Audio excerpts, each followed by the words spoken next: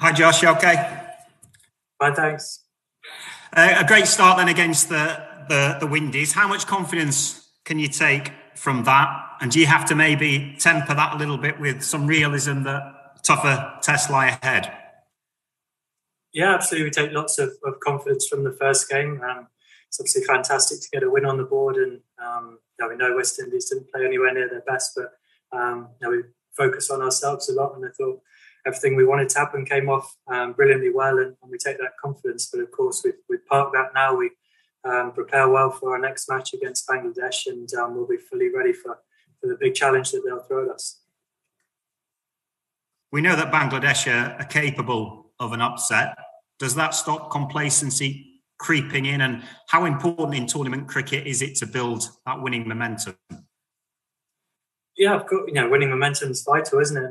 And sort of the way the tournament's set out, there's not much room for mistakes. But the beauty of T20 cricket is anyone can beat anyone on their day. An individual can win a match for their team. So, but no, we prepare well. We're a very level team. We don't get too high, don't get too low, and we'll try and bring our level of intensity, which always gives us the best chance of winning the game. Can I ask you about Ben Stokes, his return for the Ashes on a personal level and on a cricketing level as well? How big a boost is that? Yeah, it's a massive boost for everyone. I think first and foremost for Ben to be in a position where he's happy and healthy, both physically and mentally, to resume his cricket career is brilliant. As a teammate, as a friend, as fans of cricket, I think everyone is going to be delighted to see Ben Stokes back on the field. It's a massive boost for England, for the Ashes, and for cricket as a whole. Thank you, Jos. Cheers. All the best. Thanks, Tim. Let's go to David Charlesworth, please. Thanks, Danny. Hi, Jos. Taking a knee has become a bit of a hot-button issue in the last couple of hours as Quinton de Kock has refused to do so and withdrawn from South Africa's fixture against the Windies. Are you able to say whether you'll be taking a knee tomorrow and for the rest of the tournament? Yes, I think our position as a team is we stand against any form of discrimination. I think what we'd like to do as a team is a moment of unity, which we did at times during our summer. We wanted to reciprocate an opposition. The West Indies like to take a knee, so we wanted to reciprocate that in the first game. Hopefully we can make some form of start. But as a side and our culture as a team, we of course stand against any form of discrimination, and we're very passionate about that. Can I just one more, just to follow up on that? Do you think it's up to cricket boards to make the demands of players in this sort of areas, as Cricket South Africa has done with its players? How would you feel about it? I'm not sure, to be honest. I think I can only speak about myself and our team. I think it's something we feel strongly about. It's an important part of our culture as a team, and that's all I can say on that. Fair enough. Just back onto the cricket then. How are you feeling at the crease? And do you think the break of not playing in the IPL has really been beneficial for you? Yeah, I'm feeling good. I think I've enjoyed that break. I thought it was good for me. I think in an ideal world, you'd probably come into a tournament like this with maybe a little bit more cricket behind you. And of course, the IPL being here in the UAE would be the perfect lead into a tournament. But I think I'm in a position now where I'm experienced enough. I've played in these conditions before. I feel like I know what it takes in practice to get me in a position where I feel like I can go out there and perform. And I've been feeling good. I feel like I'm hitting the ball well in the nets and just trying to use my experience. Lovely. Thanks for your time. Thanks, David. Let's go to Matt Roller from Cricinfo. Go ahead, Matt. Hi, Jos. A lot of teams have opened the bowling with left-arm spin against you and Jason over the last 18 months or so, including West Indies. Could you just tell us a bit about the challenge of facing left-arm spin with the new ball and your method against it? Yeah, I think it's something that we'll see throughout this tournament. It's been playing a prevalent part in the power play. Of course, the challenge is the ball spinning away from the bat is a good matchup in the cricket. Obviously, with the new ball, some can skid on with the angle. Potentially, there may be a little bit of spin as well. So I think it's been sort of really clinical with picking length and looking to be positive with that option. And also, I think we have one strength of our team is the flexibility on our order, and if that became a trend, I guess we could try and counter that with a change of order as well. And Bangladesh obviously picked a couple of left arm spinners in their last game. Is that something you've been preparing for ahead of tomorrow's game? Yeah, absolutely. We prepare specifically for the opposition and also for the conditions we face. I think spin is obviously going to play a huge part in this tournament. And of course, Bangladesh have a couple of left arm spinners, so been practicing against that lots in the nets and trying to get some plans in place. Cheers. Okay, let's go. John Etheridge, The Sun, and then Dean Wilson, Daily Mirror. Go ahead, John. Jos, hi. Do you know what form precisely the moment of unity will take?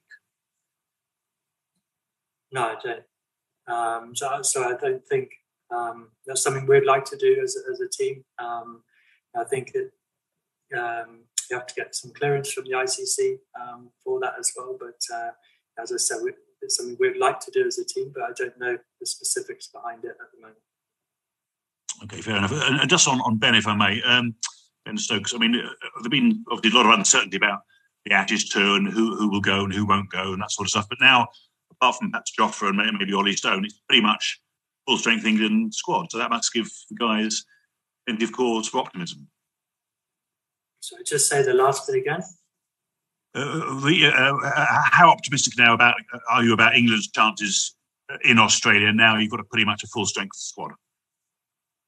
Yeah, it's great to have a pretty much full-strength side. But no, I think personally and individually, I'm very focused at the moment on the World Cup. Ashes is next in line, but at the moment we need to fully focus on a World Cup. It's a world tournament.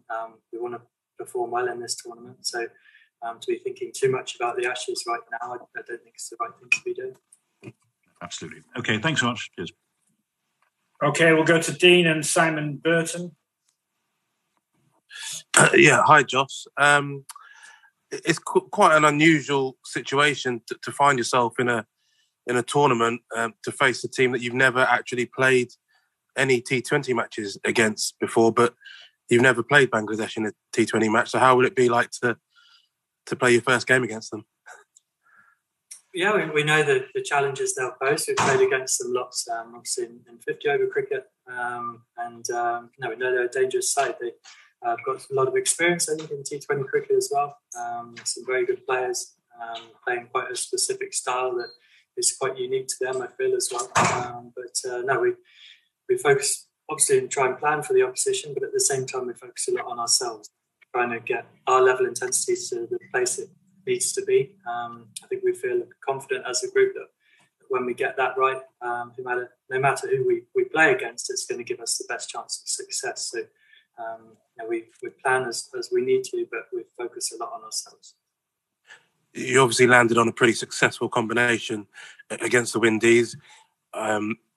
Chris Silverwood said that Mark Wood will be fit for selection tomorrow. Have you got any idea whether he might play? Are there any other injury concerns? And what are your sort of thoughts between yourself and Eoin about the kind of balance of the side? Yeah, I think the side's balanced well, and I think whichever sort of route we go down, the side is going to be nicely balanced. I think Woody's obviously one of those guys with express pace, and we know what a factor he can play in matches when he's fully fit. So, of course, we want to be picking from a fully strength squad and everyone being fit. So that gives Chris Silverwood and Woakes the best chance to pick the side that they see best for the conditions. So, obviously, we'll have to pick a side that is best for the conditions we face tomorrow in a day game. And just a final thought on that from me. When things go so well in a tournament and you put in that kind of performance, there's always a temptation not to change a winning team.